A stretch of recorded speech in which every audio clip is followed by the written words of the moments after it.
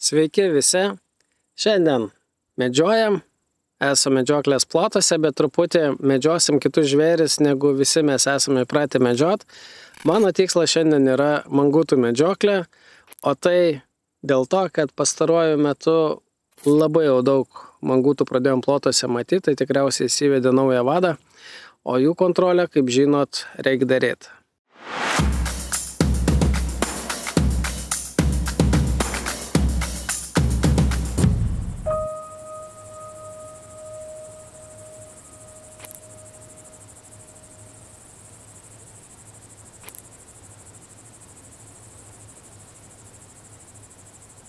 Medžiotojams tikriausiai nereikia aiškinti, kodėl mangutų populiacijos kontrolę reikia daryti, bet galbūt mūsų žiūri žmonės šiek tiek tolimesni nuo medžioklės. Tai labai trumpai, mangutas į Lietuvą buvo įvežtas sovietmečiu dėl jo kailio, nes jis tada buvo vertingas ir buvo galima gerai iš to uždirbti. Na, kai viskas baigėsi, jenotai, mangutai ar usūriniai šunys, kaip pavadinsit, nepagadinsit, taip ir liko mūsų miškuose ir laukose. O problema yra tame, kad mūsų ekosistemos nėra visiškai prie jo prisitaikę. Mangutai maitinasi iš principo viskuo, mėgsta varliagyvius, smulkius žinduolius, vabzdžius, o jie labiausiai jiems patinka ant žemės perinčių paukščių kiaušiniai. Iš ant žemės perinčių paukščių dažniausiai nukenčia griežlės, tilvikai ir antys. Mangutas žvėrelis mokantis prisitaikyti prie įvairių sąlygų, todėl puikiai jaučiasi tiek miškuose, laukose ar netgi pelkėse. Jam visur viskas gerai. Mangutai pasižymi dideliu prisitaikymu, o poruotis pradeda kartais ir pirmais metais. Todėl jų populiacija gan sparčiai auga, patelė atsiveda tarp 6-9 jauniklių, kartais ir daugiau. Jeigu aplinkui pakanka maisto, tai viena pora mangutų gali tą populiaciją labai greitai padidinti iki skaičių, kurie nebelabai jau patiks mūsų ant žemės perintiems paukščiams. 2004 metų medžioklės sezono duomenimis Lietuvoje buvo sumedžiota apie 3000 mangutų, kai tuo tarpu lapių apie 10 000, jeigu neklystu. Aš iš esmės kaip ir suprantu, kodėl medžiotojai kartais nenori to manguto medžiot, bet pripažinkim, kad tą populiaciją tikrai reikia kontroliuoti ir daugiau įdėti tai pastangų.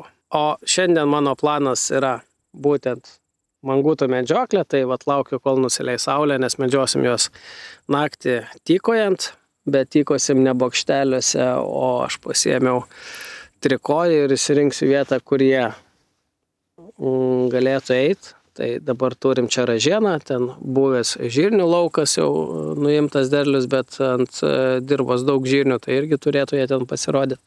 Ir pabandysime jų palaukti.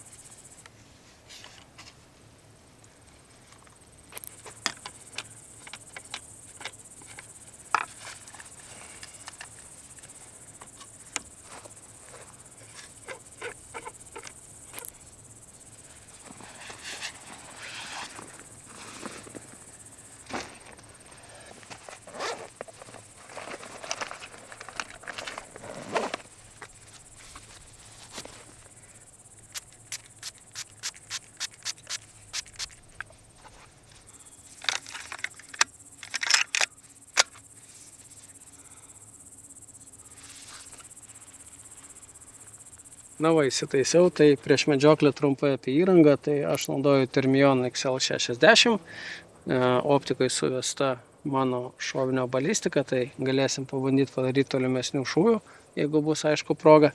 Taip pat uždėtas ATEC Optima 45 slopintuvas, nes šio šautuvo dabar kalibras yra 6,5 Creedmoor.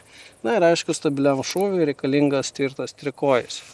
O kaip ir minėjau, toj pusėje turim ražieną ir buvusius žirnius nuimtus, bet ant lauko pribarstyta. Čia taipogi turim ražieną. Tai jenotai juda ir toj pusėje. Ką, beliko tikėtis, kad jie išlės ir bandom sulaukti.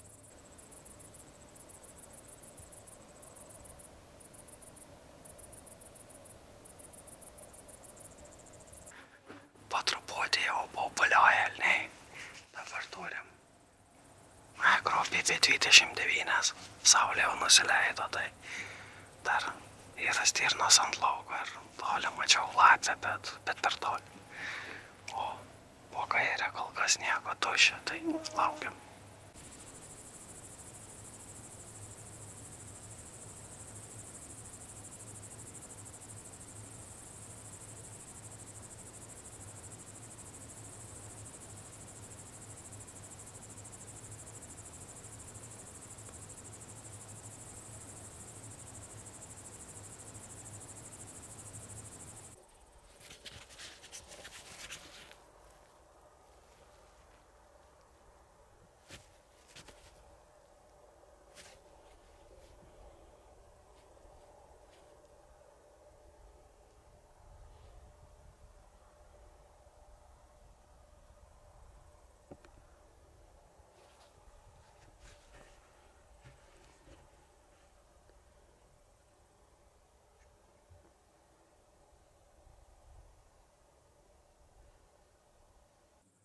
Kokia gudri lapė buvo.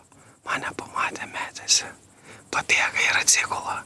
Tada vėl pabėga ir vėl atsigula. Nepamenu, ar mačiau, kad taip darytų. Dažniausiai taip bėga ir nubėga. O čia gudrus lapinas, man atrodo, lapinas buvo, nes uodegos galiukas liktai baltas.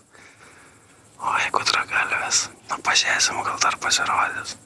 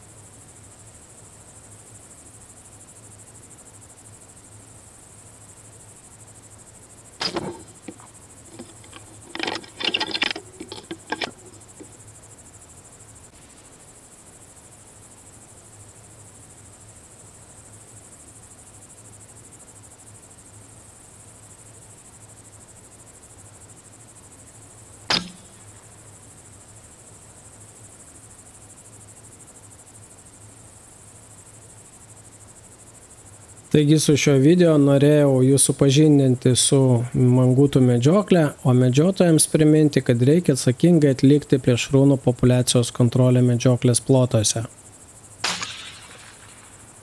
Nepamirškite pasekti mūsų socialiniuose tinkluose TikTok, YouTube ir Facebook, o šiandien ačiū, kad žiūrėjot ir iki pasimatymo kitą kartą.